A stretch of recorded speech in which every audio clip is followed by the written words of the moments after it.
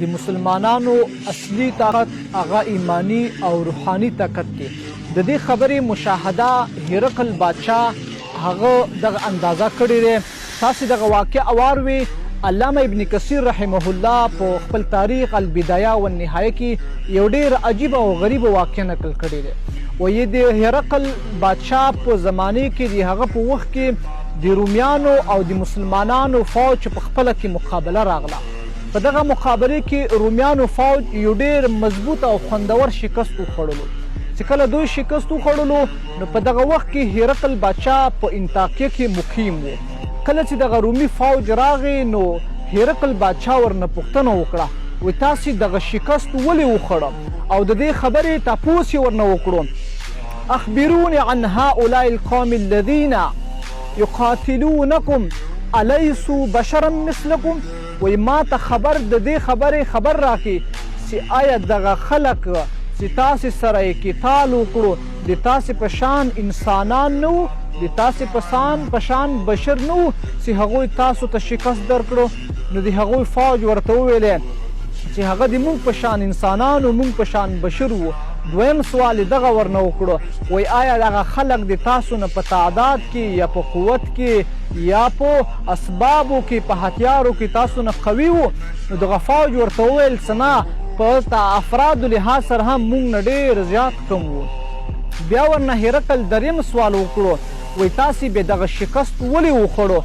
هغه خلق مسلمانان غالب شول او تاسې مغلوبه شولې، د دې څه وجه وه؟ نو د رومیانو فوج یو سپهسالار او یو قمندان په جواب کې ورته وویلی من اجل انهم یقومون اللیل ویصومون النهار ویوفون بالعهد ویأمرون بالمعروف وینهون عن المنکر ویتناصفون بینهم. دوی فتح ځکه وموندله، دوی ځکه غالب شول چې انهم یقومون اللیله، دوی د شپې راپڅي او خپل رب ته تهجد کوي، ویصومون النهاره او دوی د ورځې روژه نیسي، ویوفون بالعهد او وعدې پوروالی کوي، ویأمرون بالمعروف وینهون عن المنکر او دوی امر بالمعروف و نهی عن المنکر کوي، ویتناصفون بینهم او دوی خپل مابین کې انصاف کوي، په انصاف سره ژوند تیروي. ځکه دوی فتح وموندله او موږ شکست وموندلو.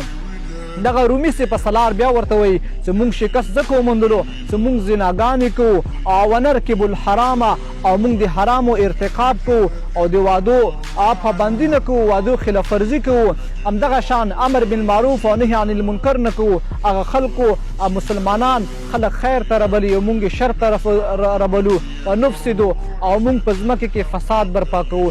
دغه د وجې نه مسلمانانو فتح وموندله او موږ شکست وموندله. خو نن سبا موجوده حالاتو کې که تاسې سوچ وکړې خبره بالعکس ده، خبره الټه چلیږي. نن که چېرته وګورې مسلمان مظلوم دی، مسلمان باندې ظلمونه کېږي، مسلمان باندې تشدد کېږي، مسلمان په هرې دنیا په هرې کونې کې هغه کمزوره شوی دی. د هغې وجه دغه دی چې مسلمانانو تهجد پرېښي دي، همدارنګې مسلمانانو په خپل مابین کې انصاف پرېښی دی. زنا که عامه دی هغه په مسلمانانو کې دی، که د وعدې خلاف ورزي کېږي هغه په مسلمانانو کې. ځکه نن مسلمان په هر ځای کې چې کوم دی هغه مغلوب دی. که چېرته جنګ هم شو مسلمان ته شکست میلویږي. فقط دغه وجه دی هغه هرقل باچا د دغې خبرې مشاهده وکړه چې یقینا مسلمانانو ته د دغو شیانو نه فتح میلویږي. که چېرې په نن سبا وختونو کې هم مسلمانانو کې دغه 4 کارونه دا په ځای شول، بیا به مسلمان هم تشي وي، فاتح به وي، مسلمان به هم بیا غالب وي، مسلمان ته بیا شکست نه میلویږي. اول نمبر دا چې دوی چې شپې تهجد کوي او د ورځې روژې نیسي او د وعدو پابند واوسېږي، امر بالمعروف او نهي عن المنکر وکړي او همدغه شان ویتناصفون بینهم او خپل مابین کې د انصاف ژوند وکړي. مسلمان به بیا غالب وي او کافر به بیا مغلوبه وي.